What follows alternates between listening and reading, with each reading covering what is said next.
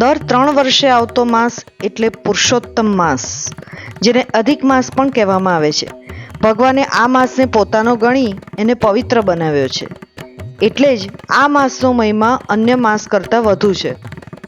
તેથી આધ્યાત્મિક ઉન્નતિ કરવા માટે આ માસને શ્રેષ્ઠ ગણવામાં આવે છે અને એટલે જ આ માસમાં ભજન, કીર્તન, સેવા, સત્સંગ વધુ થાય છે.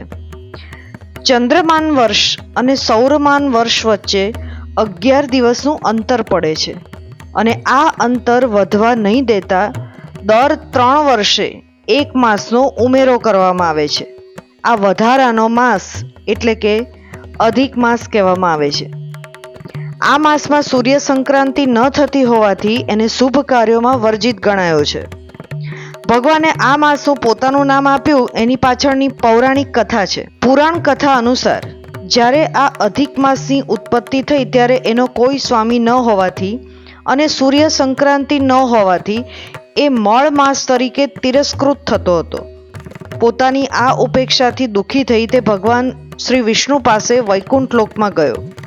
ભગવાન શ્રી વિષ્ણુ તેને પૂર્ણ પુરુષોત્તમ શ્રીકૃષ્ણ પાસે લઈ ગયા અને એની વ્યથા જણાવી. ભગવાન શ્રીકૃષ્ણને આ સાંભળીને કહ્યું કે જે જીવને તમે સ્વીકાર્યો છે તેને મેં પણ સ્વીકાર્યો જ છે. આથી એને મારા જેવો જ ધારીને હું મારા ગુણો, કીર્તિ, પ્રભાવ, ઐશ્વર્ય, જ્ઞાન વગેરે વરદાન આપીને પુરુષોત્તમ નામ અર્પણ કરું છું. આમ આ પુરુષોત્તમ માસનો મહિમા અનેરો છે.